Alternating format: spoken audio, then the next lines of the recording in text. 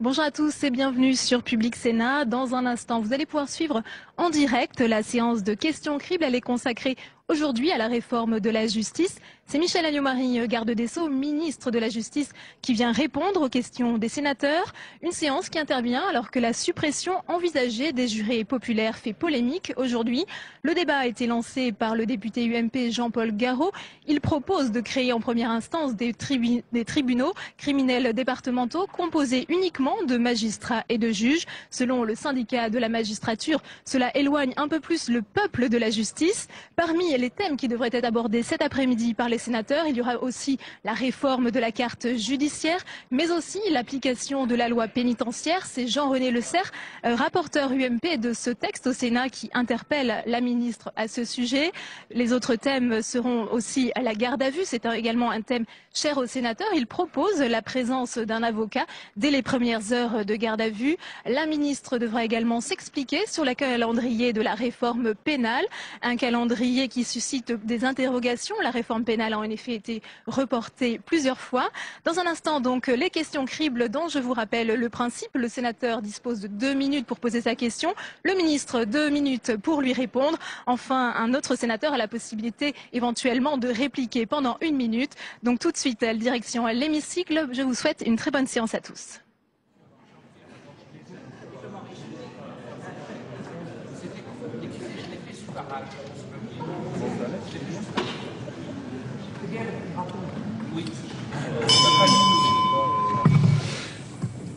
La séance est reprise. L'ordre du jour appelle les questions cribles thématiques sur la justice, le point sur la réforme. Je vous rappelle, l'auteur de la question et le ministre pour sa réponse disposent chacun de 2 minutes. Une réplique d'une durée d'1 minute au maximum peut être présentée soit par l'auteur de la question, soit par l'un des membres de son groupe politique. Chacun des orateurs aura à cœur de respecter son temps de parole et vous avez les afficheurs de chronomètre pour vous aider. La parole est à Monsieur Jean-Pierre Michel pour le groupe socialiste. Merci Monsieur le Président. Madame la Ministre d'État, je souhaite vous interroger sur l'application de la réforme de la carte judiciaire et notamment ses conséquences immobilières. En effet, l'année dernière, presque la moitié des tribunaux qui devaient être supprimés l'ont été. Je passe sur les dommages pour les justiciables, notamment éloigner les tribunaux d'instance, mais on voit aujourd'hui que les tribunaux qui ont été accueillis ailleurs l'ont été dans de très mauvaises conditions et que les services ont été éparpillés. C'est le cas dans mon département. Au 1er janvier 2011, la chose va se corser, si j'ose dire, puisque la totalité de la réforme va être réalisée et que des dizaines de tribunaux de grande instance seront supprimés et devront être accueillis par un autre tribunal de grande instance dans le département concerné. Alors, la question que je me pose, c'est dans quelles conditions vont-ils être? Avez-vous aujourd'hui des solutions pérennes à proposer? J'en doute, quand on sait, comme l'a dit le rapport de la Cour des comptes, qu'entre la décision et l'inauguration, il faut entre 4 ou 5 ans pour un édifice public. Avez-vous donc des solutions à titre provisoire? Et quel va être le coût de ces opérations? Je ne vous demande pas de me faire une réponse orale complète aujourd'hui, mais simplement de me le faire parvenir par écrit de la façon la plus complète qui soit. Et enfin, je me demande si, dans cette période de nécessaires économies budgétaires, le budget de votre ministère, Madame la ministre d'État, pourra supporter les coûts d'un tel programme immobilier, même s'il est étalé dans le temps, et s'il ne serait pas plus raisonnable de surseoir à l'application complète de cette réforme qui a été très mal faite, sans aucune concertation, ça continue d'ailleurs dans les départements, en attendant que notre économie accuse moins de déficit qu'aujourd'hui. Je vous remercie. Merci mon cher collègue. La parole est à Madame Michèle Alliot-Marie, ministre d'État, garde des Sceaux, ministre de la Justice et des Libertés. Madame la ministre. Monsieur le Président, Monsieur le Sénateur, Mesdames et Messieurs les Sénateurs, Monsieur Michel, la réforme de la carte judiciaire avait pour but de moderniser l'organisation de notre justice dans son implantation territoriale. Ce travail a été largement fait et comme je l'ai dit, il n'est pas de bonne politique de remettre en cause une réforme quand les décisions ont été prises. D'ailleurs, ces décisions ont été validées par le Conseil d'État. À partir du moment où les décisions sont prises, il me revient effectivement de les mettre en œuvre dans les meilleures conditions possibles. 21 tribunaux de grande instance vont fermer cette année dans la dernière phase de la réforme de la carte judiciaire. Donc on est déjà très avancé. C'est la raison pour laquelle il n'est possible, et je ne souhaite ni m'arrêter ni reculer. Les différentes étapes des regroupements sont suivies par la chancellerie au plus près des cours et des juridictions concernées et vous le savez, j'ai demandé au secrétaire d'État d'aller directement sur place pour s'entretenir avec les intéressés et me faire regroupement par regroupement l'état de la situation aussi bien sur le plan immobilier que sur le plan des personnels. Sur le plan immobilier, le regroupement des juridictions représente une centaine d'opérations très diverses d'ailleurs. Il y a une simple densification dans certains cas, il y a la reconstruction dans d'autres. Sur le plan social, nous avons beaucoup avancé puisque des solutions conformes aux souhaits des personnels sont mises en œuvre pour les 263 fonctionnaires et les 123 magistrats des tribunaux de grande instance concernés. On a également un certain nombre d'aménagements technologiques en la matière. Et ce que je peux vous dire, c'est que le coût global de la réforme, qui est estimé, vous le savez, à 21 millions, un peu plus de 21 millions d'euros pour l'accompagnement social, à 20 millions d'euros pour l'aide à la réinstallation et à 386 millions d'euros sur 5 ans pour l'immobilier, seront bien respectés et sont inscrits au fur et à mesure dans le budget. Donc je vous donnerai, si vous le souhaitez, le détail point par point, comme vous le souhaitez, mais il n'est pas question d'interrompre cette mise en œuvre, ce qui poserait d'ailleurs beaucoup de problèmes, puisque d'ores et déjà, un certain nombre de personnes ont eu leur affectation nouvelle selon leurs désirs. Ministre d'État pour la réplique, la parole est à Jean-Pierre Michel. Ce n'est pas une réplique, ce n'est pas un beau mot la réplique. Je veux remercier Madame le ministre d'État de sa réponse. Lui dire que dans le département que je représente ici, les choses sont claires. Les tribunaux de grande instance ont été supprimés, 2, accueillis dans des conditions très mauvaises, à Vesoul et à Lure. Les juges rendent leurs décisions sans justiciable, parce qu'ils ne se déplacent plus. Quant au tribunal de grande instance de Lure, il doit arriver à Vesoul au début de l'année. Le secrétaire d'État à la justice est bienvenu en Haute-Saône. Les parlementaires n'ont pas été conviés d'ailleurs à ces réunions, ce qui est pour le moins étonnant. Il s'est bien gardé d'ailleurs d'interroger les magistrats et les avocats du tribunal de grande instance de Lure, qui vont être supprimés, car il savait l'écho qu'il allait avoir.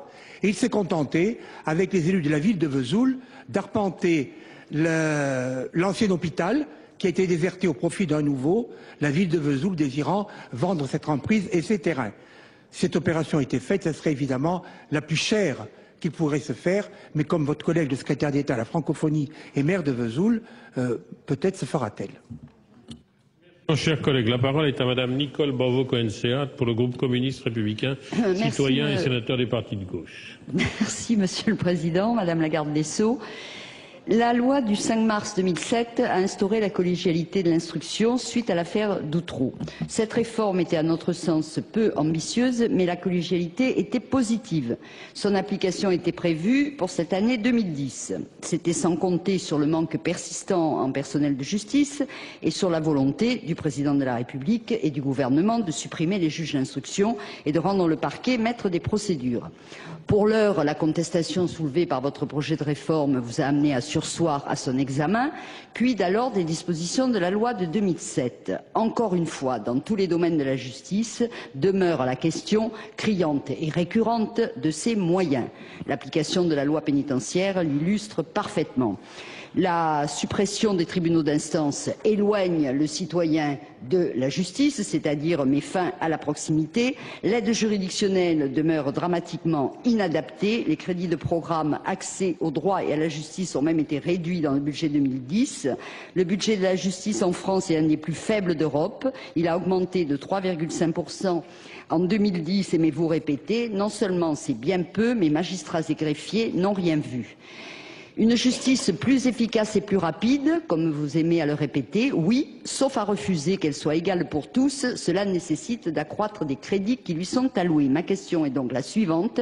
La justice, sous le couperet de la RGPP et de la diminution accrue des dépenses publiques, va-t-elle continuer à s'appauvrir? Ne pensez-vous pas qu'il est urgent de lui permettre de disposer de moyens suffisants, décents, car dans le cas contraire, ce serait obérer sciemment toute possibilité d'une réforme permettant une justice accessible, compréhensible et juste pour nos concitoyens. Très bien. Merci, mon cher collègue. Madame la ministre d'État. Madame la sénateur, depuis 2002, la justice, qui c'est vrai pendant près d'un siècle, a été abandonnée par les gouvernements successifs et n'a pas bénéficié des augmentations de crédits et de personnel dont ont bénéficié d'autres ministères.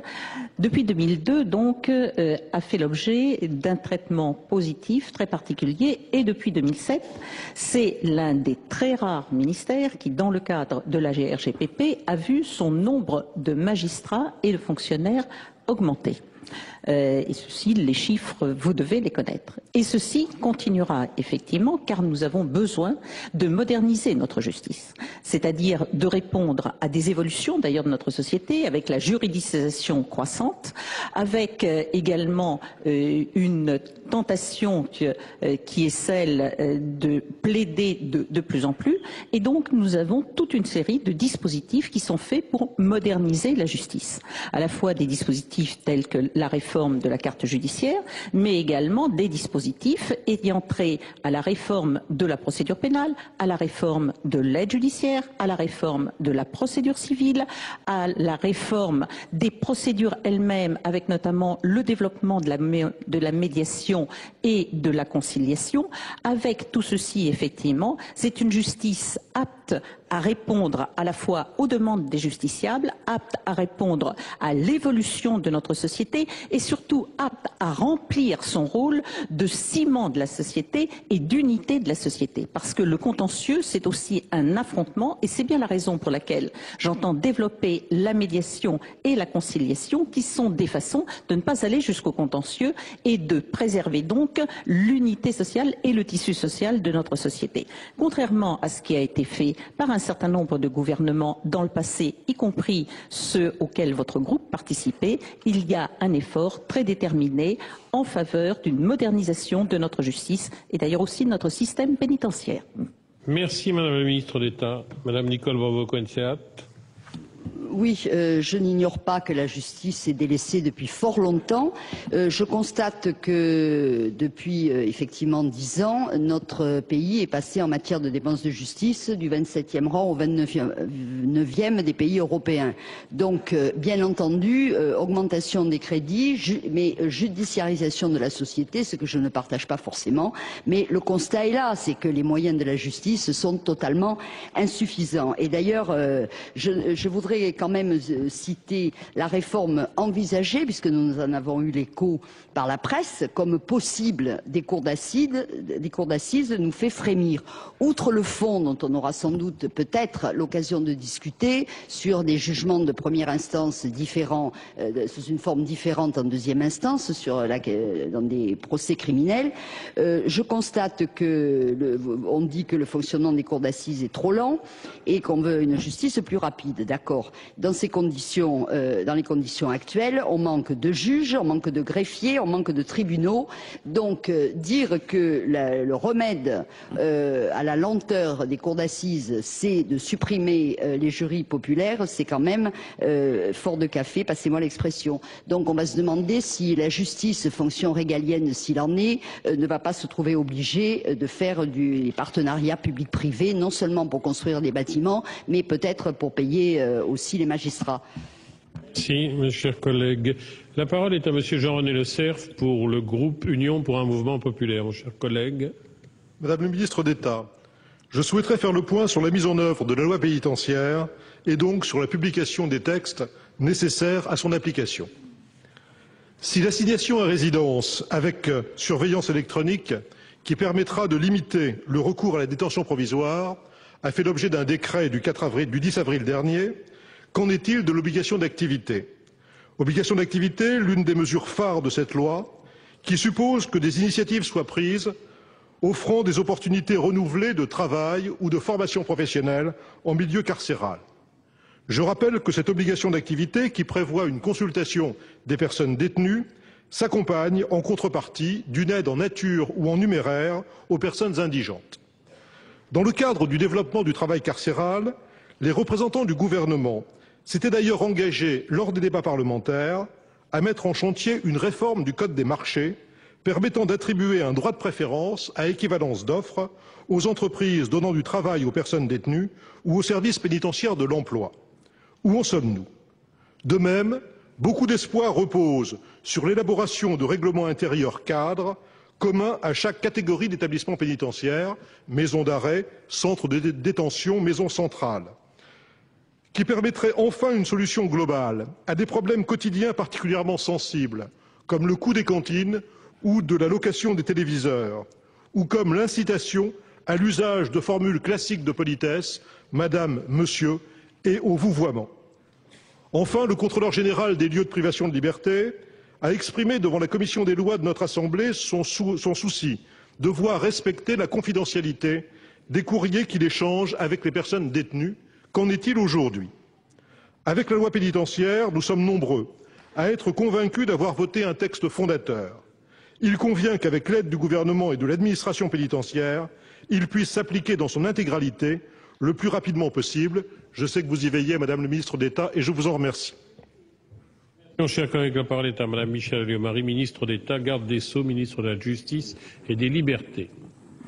Mesdames et Messieurs les sénateurs, Monsieur Le Cerf, effectivement, ma première responsabilité, c'est de mettre en œuvre la loi pénitentiaire telle que vous l'avez votée, et en particulier sur le problème de l'activité. Vous savez, j'ai moi-même souhaité que soient inscrites les 5 heures par jour et par détenu d'activité, parce que c'est un élément très important de lutte contre la récidive à travers les possibilités de réinsertion, et c'est également une façon de faire sans doute baisser la violence qui existe dans nos établissements. Il est vrai que ça se passe dans un contexte difficile, puisque c'est un contexte de crise, et c'est la raison pour laquelle j'ai réactivé un certain nombre de contacts destinés à fournir de l'activité. C'est ainsi que j'ai inauguré d'ici quelques semaines le 3e centre d'appel dans la prison des femmes de Versailles. D'autre part, j'ai également relancé le partenariat avec le MEDEF, et j'ai signé, il doit y avoir à peu près 15 jours ou 3 semaines, une convention avec la Fondation M6 pour le développement des activités culturelles en prison et pour des sommes non négligeables. La Caisse des dépôts et consignations, après 3 expériences réussies d'implantation de cyberbases qui ont pour but de donner aux jeunes le goût de l'école via l'outil de multimédia, va financer 2 nouveaux projets dans chacune des régions pénitentiaires. Sur la formation professionnelle, 5 régions françaises s'engagent dans l'expérimentation permise par l'article 9 de la loi pour une modification pour la formation professionnelle des détenus. Sur le droit de préférence, enfin, je vous confirme que j'ai obtenu l'accord du ministère de l'économie pour une modification en ce sens du Code des marchés publics. En ce qui concerne l'élaboration des règlements intérieurs, le décret d'application est prêt, il va être bientôt publié et il prévoit effectivement tout ce qui concerne la vie en détention. Enfin, sur la confidentialité des correspondances adressées au contrôleur général des lieux privatifs de liberté, j'ai décidé d'étendre aux communications téléphoniques cette confidentialité, et j'ai rappelé très fermement les consignes aux directeurs des établissements. Merci Madame la ministre d'État. Pour la réplique. Monsieur le CF. Oui, Madame la ministre d'État, je souhaite d'abord vous remercier pour les informations très utiles que vous nous apportez. J'aurais pu vous interroger sur la mise en place d'autres structures, qu'il s'agisse de l'Observatoire national de la délinquance, qu'il s'agisse de la réserve civile pénitentiaire, qu'il s'agisse des nouvelles commissions de discipline. Mais mon propos ne visait pas à l'exhaustivité. Mon propos visait simplement à rappeler que cette loi pénitentiaire, pour l'ensemble des parlementaires, est un texte fondateur et qu'il impose un changement de culture par rapport à ce qui se passait jusqu'à présent, de façon à ce que plus jamais la prison ne soit ce qu'elle était encore en 2000, une humiliation pour la République. Notre préoccupation fondamentale, elle est là. Et si je puis ajouter un dernier souhait, c'est le souhait que l'administration pénitentiaire s'ouvre davantage vers la transparence et que, notamment, elle réponde plus facilement, favorablement aux demandes de visite qui sont faites par ceux dont c'est la profession d'informer les citoyens. Car je crois que pour que les Français se réapproprient les prisons de la République, il faut qu'ils sachent très précisément ce qui s'y passe. Je vous remercie. Merci, mon cher collègue. La parole est à Monsieur Jean-Michel Baillet pour le groupe du Rassemblement démocratique et social européen. Monsieur le Président, Madame le Ministre, à mon tour, je souhaite parler de la loi pénitentiaire que vous avez d'ailleurs âprement défendue et qui devait enfin permettre l'application dans les établissements des principes les plus élémentaires de la dignité de la personne humaine, cela vient d'être rappelé d'ailleurs, et donc mettre fin à la situation intolérable dans laquelle se trouvent nos prisons. Vous connaissez les problèmes, surpopulation carcérale, insalubrité, surreprésentation des pathologies mentales, les maux qui frappent notre système carcéral en disent long sur l'état général de notre justice qui finalement, au vu de tout cela, est l'une des pires d'Europe. Pourtant, de prime abord, l'initiative du gouvernement avait été favorablement accueillie. Il était temps que les pouvoirs publics se saisissent de cette grave question et nombre d'entre nous se sont hélas rapidement rendus compte que l'application de cette loi ne changeait pas la situation des personnes détenues et pas davantage celle du personnel pénitentiaire, en tout cas pas dans les proportions que nous aurions tous souhaité. À l'occasion des débats, les radicaux de gauche avaient formulé des réserves, renonciation au principe de l'encellulement individuel, prise en charge psychiatrique du droit à la formation, du régime disciplinaire ou de celui des fouilles.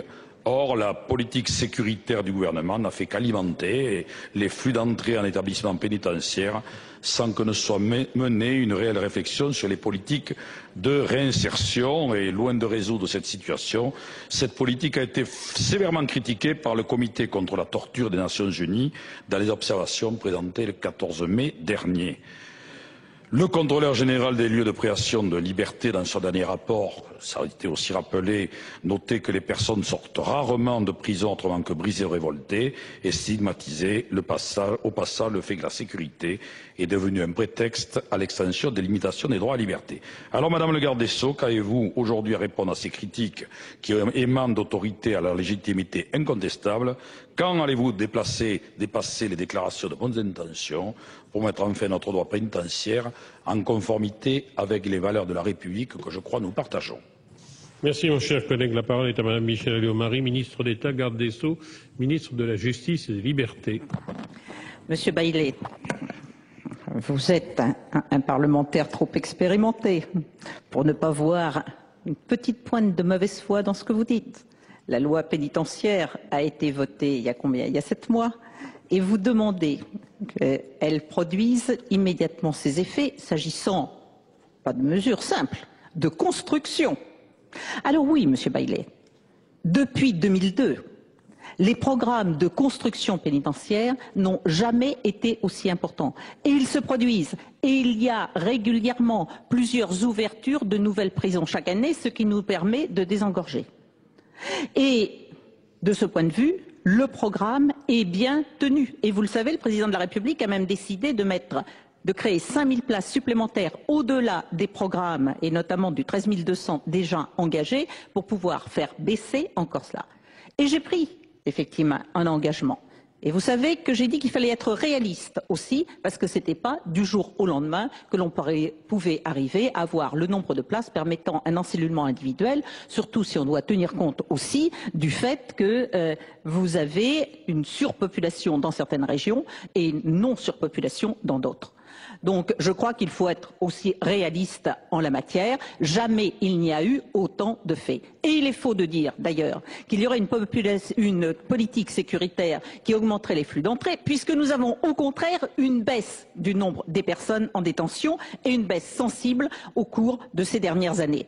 Ce qui fait d'ailleurs qu'en 2015, on devrait avoir globalement, encore une fois globalement, parce que je dis les choses réellement, au moins autant de places que de personnes incarcérées. Un encellulement individuel théorique sera effectivement possible en la matière. Alors, par ailleurs, il y a d'autres mesures qui sont prises et dont je viens de parler en répondant à Monsieur Le Cerf. Et les mesures d'application sont effectivement en cours puisque 3 décrets d'application vont être publiés dans les prochaines semaines. Les 2 premiers sont exclusivement pénitentiaires et ils sont liés. L'un porte sur les droits et obligations des détenus ainsi que sur des dispositions relevant du personnel, par exemple le code de déontologie, l'usage des armes, etc. Il est au Conseil d'État. Le 3e décret porte sur l'aménagement des peines. Justement, c'est un décret simple et la rédaction doit en être achevée dans les jours qui viennent. On a eu des concertations très larges, c'est ce qui explique le temps qui a été nécessaire. Je pense qu'en la matière, nous répondons effectivement à tout ça. J'ai dit les autres points sur lesquels nous travaillons et je voudrais vous rappeler que nous venons d'inaugurer la première unité hospitalière spécialement aménagée pour les détenus présentant des troubles psychiatriques lourds et que la deuxième le sera en juin 2011. Monsieur Baylet, je voudrais bien savoir quel autre gouvernement depuis des décennies a fait autant pour la situation pénitentiaire. Merci Madame la ministre d'État. La parole est à Jean-Michel Baylet. Madame Alliot-Marie, vous êtes une politique suffisamment expérimentée pour savoir que quand consécutivement un parlementaire de la majorité et un parlementaire de l'opposition vous interroge sur le même sujet, c'est qu'il y a un problème réel et profond. Il ne sert à rien de vouloir vous cacher derrière votre petit doigt. J'ai reconnu ce qui avait été fait, que cette loi allait dans le bon sens, mais j'ai l'impression d'avoir déclenché votre courroux, ce qui prouverait que j'ai un peu tapé juste, parce que il est vrai que quand même nous ne pouvons nous satisfaire de la situation pénitentiaire d'aujourd'hui. Elle est une des plus mauvaises des nations d'Europe, en tout cas de l'Europe attachée aux valeurs des droits de l'homme et de la République et de la démocratie. Et il y a nécessité d'intervenir. Vous avez lancé des projets. Il est légitime que nous soyons impatients quand on voit la situation de nos prisons et le temps que nous mettrons pour mettre en place des peines de substitution. Merci mon cher collègue. La parole est à Françoise Oqueto pour le groupe Union centriste. Merci Monsieur le Président. Madame le ministre d'État, à la faveur du projet de loi relatif à la réforme des chambres de commerce, il est envisagé que la profession d'expert comptable se dote d'un fonds de règlement pour recevoir des fonds et pour donner quittance pour le compte des clients. Alors sur la forme, nous sommes un peu surpris par cette innovation majeure qui est introduite par le biais d'un amendement subrepticement avancé en cours de débat à l'Assemblée nationale. Deuxièmement, cette réforme intéresse en premier lieu les professionnels du droit. Il ne semble pas que le ministère de la Justice ait été associé à sa préparation et en tout cas au sein du Parlement, les commissions concernées que sont la commission des lois de l'Assemblée nationale et du Sénat n'en ont pas débattu. Par ailleurs, cette innovation semble entériner un pseudo-accord entre quelques représentants de la profession d'avocat et certains membres de l'ordre des experts comptables. Sur le principe même maintenant, chacun conviendra que le maniement des fonds pour compte d'autrui doit être strictement encadré. Actuellement, 2 professions opèrent majoritairement pour le compte d'autrui. Ce sont bien sûr les notaires, depuis très longtemps, et également depuis très longtemps les avocats, par le biais des CARPA, qui ont fait l'objet de pas mal d'encadrements et de modifications ces derniers temps. Alors moi je pense qu'il faut au moins 3 conditions pour pouvoir monter ce type de fonds autrement que de façon hasardeuse. Premièrement, il faut le respect d'une déontologie et d'une discipline stricte. À cet égard, je m'interroge sur la possibilité pour les commissaires aux comptes de manier des fonds pour le compte d'autrui.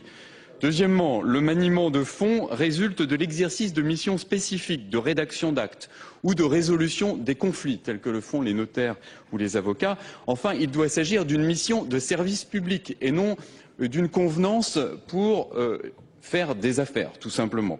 Alors, Madame le ministre d'État, je voudrais savoir quelle est votre opinion sur cette question. Merci. Merci, mon cher collègue. La parole est à Mme Michèle Alliot-Marie, ministre d'État, garde des Sceaux, ministre de la Justice et des Libertés. Merci, Monsieur le Président. Monsieur Zocchetto, même si ce n'est pas le garde des Sceaux qui a défendu le projet de loi relatif à la réforme des réseaux consulaires au commerce, à l'artisanat et aux services, je sais effectivement que ce texte, que vous verrez d'ailleurs demain, je crois qu'il vient demain et après-demain devant le Sénat, comporte sur la base d'un amendement un assouplissement de l'interdiction faite aux experts comptables d'accepter un mandat ou de recevoir, ou de conserver, ou de délivrer des fonds ou des valeurs. Bon, qu'est-ce que ça veut dire? Ça veut dire qu'on leur permet effectivement le maniement de fonds lorsque cette opération s'effectue, bien entendu, à titre accessoire, et que cela ne peut se faire que via un fonds spécifique, un fonds de règlement, créé à cet effet par le Conseil supérieur de l'ordre des experts comptables. Cette dérogation est donc très limitée, et d'autre part, elle ne permettra pas que les sommes en jeu transitent par les comptes des professionnels. Et ça, je pense que c'était effectivement un point très important.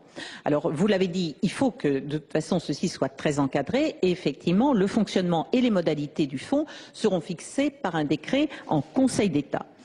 Quel est le but de cette modification telle que je la comprends? C'est qu'elle va permettre de placer les experts comptables français dans la même situation que leurs homologues européens, puisque l'interdiction n'existe pas dans la plupart des pays européens. Or, vous le savez, il y a des problèmes effectivement de concurrence qui se posent au niveau européen, et pour toutes les professions du droit, j'étais il y a une heure devant le barreau de Paris, ma préoccupation c'est aussi de les mettre en situation de pouvoir faire face à une concurrence souvent extrêmement vive et extrêmement dynamique de la part de cabinets ou de professions étrangères et en particulier anglo-saxonnes. Donc je crois que c'est ça l'idée de cette réforme sur laquelle vous aurez à vous prononcer demain et après-demain. Merci Madame la ministre d'État. La parole est à François Zocchetto. Merci Madame le ministre d'État. La question est importante non seulement pour les professionnels concernés, mais surtout pour tous les usagers du droit que sont les Français. Nous sommes un certain nombre ici à penser que les dispositions envisagées ne donnent aucune garantie en termes de sécurité des opérations juridiques, tant pour les particuliers que pour les entreprises. Et personnellement, mais je sais que je ne suis pas le seul, moi je souhaiterais que ces dispositions soient dans l'immédiat retirées du projet de loi sur la réforme des chambres consulaires, et qu'ils puissent faire l'objet d'une concertation préalable et d'un examen approfondi et spécifique par le Parlement, notamment à la lumière aussi des explications complémentaires que voudraient bien nous donner les services de la chancellerie. Merci. Merci mon cher collègue. La parole est à Jean-Pierre Sueur pour le groupe socialiste. Merci Monsieur le Président. Annonce, contre-annonce, renvoi, report, recul. Madame le garde des Sceaux, on s'y perd. Hier, on nous annonce la suppression du juge d'instruction. Aujourd'hui, la suppression du jury populaire dans certaines circonstances. Ne pensez-vous pas que la multiplication des effets d'annonce nuit à la clarté de la politique? Et pour venir à quelques sujets concrets, vous n'ignorez pas qu'il y a eu le rapport Guinchard qui a donné lieu à un projet de loi adopté par le Conseil des ministres le 3 mars. Est-ce que cela va donner lieu à une suite pour alléger les procédures et les contentieux? Laquelle? Voilà une question précise. L'adaptation de notre droit à la Cour pénale internationale. Vous n'ignorez pas, Madame le ministre d'État, que le Sénat a délibéré là-dessus le 10 juin 2008 et que cela est toujours en rade. Donc, y aura-t-il un jour une inscription de cela à l'ordre du jour de l'Assemblée nationale, de telle manière que ce texte puisse voir le jour? Et puis enfin, le projet de loi sur la procédure pénale. Vous n'ignorez pas les critiques auxquelles ce projet de loi a donné lieu, notamment de la part de la Cour de cassation, Madame la Ministre. Vous n'ignorez rien de tout cela. plutôt que de procéder tous les mois à des annonces différentes au terme desquelles il ressort que cela est différé, ne pensez-vous pas qu'il serait bien de s'attacher à quelques règles concrètes? Premièrement, revoir la garde à vue, la présence des avocats. Deuxièmement, assurer l'indépendance des parquets. Et troisièmement, assurer cette collégialité des juges d'instruction qui est l'état actuel du droit que le gouvernement a pour tâche, vous le savez, de mettre en œuvre. Je vous remercie. Merci, mon cher collègue. Madame la ministre d'État. Monsieur Sueur, cohérence, réforme d'ensemble, détermination et avancée, quoi qu'il en soit. Je crois que c'est bien la ligne du gouvernement et nous avançons et d'une façon cohérente. Dans le cadre de la procédure pénale, il est nécessaire de supprimer le juge d'instruction parce qu'il est contraire aux principes européens, puisqu'il ne garantit pas les principes européens de l'équité du jugement tels qu'ils sont définis, séparant l'enquête et celui qui juge de l'enquête. Donc, si le parquet, justement, répond plus que le juge d'instruction. Chacun dit que la réforme est nécessaire, là, elle est obligatoire. Et c'est la raison pour laquelle nous la ferons. Nous la ferons selon la méthode que j'ai préconisée, sur la base d'une discussion claire. Et cette discussion, elle a eu lieu. 45 syndicats et associations ont participé à la discussion, et y compris les syndicats qui avaient dit qu'ils se retiraient de la concertation ont apporté leur contribution en faisant des propositions d'amendements et de modifications. Au terme des 10 semaines de discussion, nous avons 500 propositions de modifications émanant de tout le monde. Et nous sommes en train, avec le groupe qui m'entoure, de reprendre dans ces propositions toutes celles qui sont utiles, d'où qu'elles viennent, pour les intégrer à ce texte. Ceci sera fini à la fin de la semaine prochaine et le texte pourra ensuite, après les derniers arbitrages nécessaires, être envoyé au Conseil d'État. Dans le même temps, l'étude d'impact a été faite, réajustée en fonction des modifications, et donc nous avons une idée très précise de ce que cela peut entraîner. En ce qui concerne, je suis heureuse que vous m'en parliez, la suppression du jury populaire, j'ai effectivement lu des choses qui n'ont ni queue ni tête dans un certain nombre de journaux. Si on ne se référait pas à des rumeurs, mais si on nous demandait ce qu'il en est, j'aurais pu dire effectivement qu'il n'est pas question de supprimer les cours d'assises ni les jurys populaires. Mais simplement, nous avons un vrai problème, et je vous le dis à vous tous qui représentez la légitimité populaire, c'est qu'aujourd'hui, vous avez des milliers de crimes qui sont chaque année déclassifiés et considérés comme des délits et jugés comme des délits. Ne répondons pas à ce que vous avez décidé pour punir de tels actes, et là, nous avons un vrai problème, d'autant que la lourdeur des cas et des cours d'assises dans les villes font que dans les villes, on correctionnalise les crimes, tandis que ça ne se fait pas dans les régions de province. Alors là, nous avons un vrai problème et c'est la raison pour laquelle il faut trouver une solution. Et dans les solutions, nous avons examiné tout ce qui a été proposé, dont, effectivement, dans le passé, certains avaient proposé la création d'un tribunal criminel. Aujourd'hui, aucune décision n'est faite. Cela fait partie des hypothèses sur lesquelles nous sommes en train de travailler. Tout ceci vous montre une chose, et j'en termine par là, pardonnez-moi, Monsieur le Président, c'est que la réforme de la procédure pénale, elle est globale, elle est cohérente, elle comporte aussi bien les problèmes de la garde à vue que ceux des cours d'assises, que ceux du juge d'instruction, et elle se mène et elle avance, et effectivement, le gouvernement tient la ligne, tient le cap. Pour la réplique, la parole est à Madame Halima Boumedienne-Thierry. Madame la ministre, vous justifiez votre recul par la cohérence, la réforme d'ensemble, la détermination, c'est ce que vous avez dit. Enfin, à chaque fois, vous dites « nous avons le temps, nous allons la préparer, bientôt vous allez l'avoir ». À chaque fois, vous niez le fait que, en fait, quelque part, cette réforme soit presque enterrée, puisque même dans les discussions, plusieurs partenaires se sont retirés. Nous avons ici à chaque fois essayé de revenir sur la question essentielle de la garde à vue. Par exemple, c'est une question essentielle parce que, nous le savons, des milliers de personnes aujourd'hui se retrouvent en garde à vue et sont victimes de violations des droits humains. Alors, nous avons ici au Parlement, à plusieurs reprises, 3 reprises, déposé des propositions de loi sur cette garde à vue. À chaque fois, vous nous avez opposé systématiquement cette réforme globale de la procédure pénale qui devait venir. Or, cette réforme de la procédure pénale, eh bien, pour nous, elle est devenue pratiquement une arlésienne. Cette réforme, nous l'attendons encore et toujours. Donc, il est important de vous rappeler que dans plusieurs rapports, y compris ceux d'Amnesty International, de la Ligue des droits de l'homme, et je pourrais en citer beaucoup. La garde à vue est pointée du doigt. À chaque fois, on en reparle comme une véritable honte pour notre République.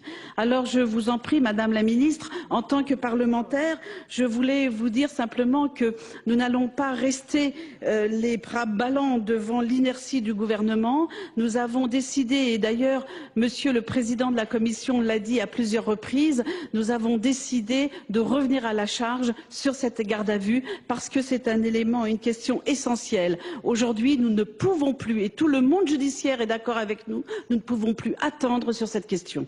Merci, ma chère collègue. La parole est à Jean-Jacques Hyest pour le groupe Union pour un mouvement populaire. Merci, Monsieur le Président, Madame le garde des Sceaux, Madame le ministre d'État, mes chers collègues. Le 3 février dernier, après une altercation la veille à la sortie de son collège, une adolescente est interpellée par la police à son domicile. Selon cette dernière, elle a été arrêtée en tenue de nuit et menottée pendant son transfert au commissariat, et cela pour un banal différend entre collégiens. Je ne saurais, Madame le ministre d'État, juger de l'entière certitude des faits ici relatés, mais il n'en reste pas moins que les incidents en matière de garde à vue sont bien réels et de plus en plus nombreux. Ceux-ci, repris presque quotidiennement par les médias, concourent malheureusement à la banalisation de la garde à vue. Les chiffres, vous les avez donnés vous-même, Madame le garde des Sceaux. 1994, 300 000 personnes en garde à vue. 2009, 800 000. Au regard de ces chiffres, le Premier ministre a déclaré le 21 novembre 2009 « La garde à vue est un acte grave qui ne doit pas être envisagé comme un élément de routine par les enquêteurs. » Nous avons constitué un groupe de travail, d'ailleurs, avec Jean-Pierre Michel et Jean-René Cerf, sur ces sujets pour bien montrer que c'est une préoccupation de tout le Sénat. Plusieurs propositions de loi ont été déposées et nous avons dit qu'il faut les examiner dans une réforme d'ensemble. C'est pourquoi nous les avons renvoyées en commission. Mais néanmoins, on ne peut pas attendre indéfiniment. Madame le ministre d'État, vous avez indiqué, et je comprends, que la réforme sur l'ensemble de la procédure pénale faisait un ensemble. Mais néanmoins, la garde à vue, quand même, est un problème spécifique, quelle que soit l'évolution du texte sur la réforme de la procédure pénale. Je pense que, d'ailleurs, ça a diminué. Il suffit de dire qu'on va la réformer pour que ça diminue. C'est comme la détention provisoire.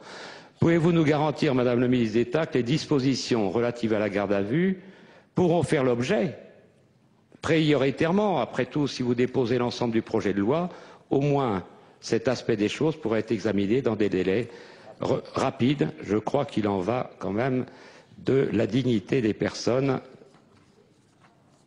et de ce qui constitue quand même la défense des libertés publiques. Merci, mon cher collègue. Madame la ministre d'État.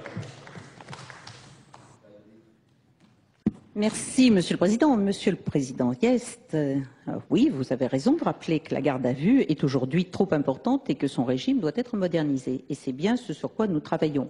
Alors, j'ai bien entendu Madame Boundienne-Terry trouver que c'est trop lent. Je me réjouis de cette impatience. Dans le même temps, d'ailleurs, il y a très peu de temps, elle trouvait que je ne prenais pas suffisamment de temps pour la concertation et qu'il faudrait 6 mois au moins de concertation. C'est un peu curieux comme phénomène, mais moi, en tout état de cause, je n'écoute rien en la matière. Vous savez, quand j'ai décidé d'un calendrier, j'avance. J'avance et je vous ferai remarquer qu'effectivement, j'ai, par rapport à ce que j'ai annoncé au mois d'octobre de l'année dernière, 15 jours de retard.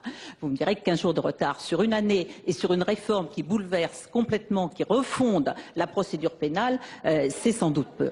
Comme je l'ai dit tout à l'heure, nous finissons de finaliser le texte. Le texte, effectivement, dès qu'il reviendra au Conseil d'État, sera déposé globalement sur le bureau de l'Assemblée. Et Monsieur le Président, je vous ai proposé, comme au président de la Commission des lois de l'Assemblée, que nous découpions alors ce texte, puisque le texte global représentera environ 1300 articles, et même si une bonne partie sont à droit constant avec simplement une réécriture, il est évident que ça ne peut pas passer en une seule fois et qu'il faudra que nous le regardions. Dans ce découpage, effectivement, la garde à vue va intervenir au moment de l'enquête. Elle en fait partie.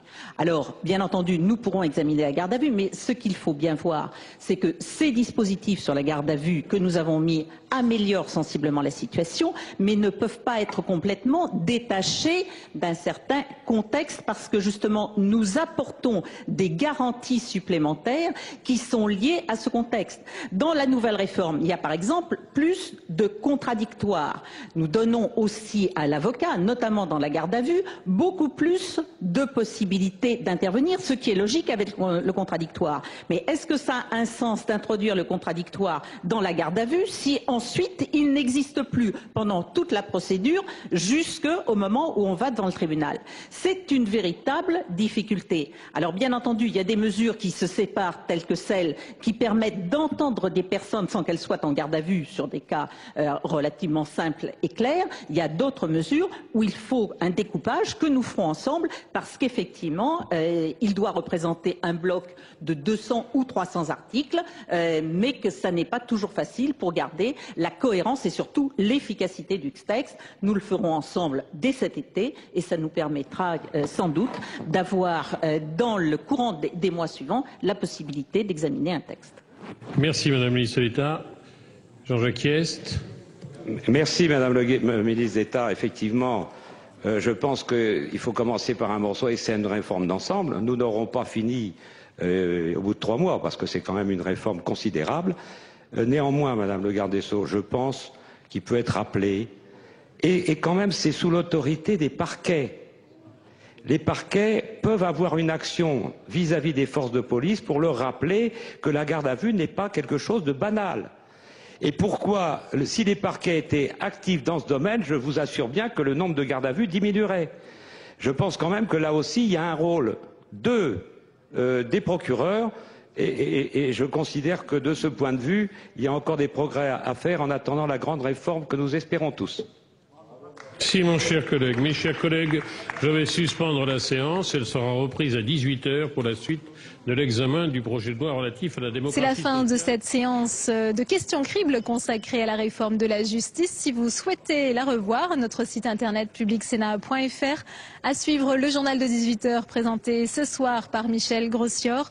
Merci de votre fidélité et à très bientôt sur Public Sénat.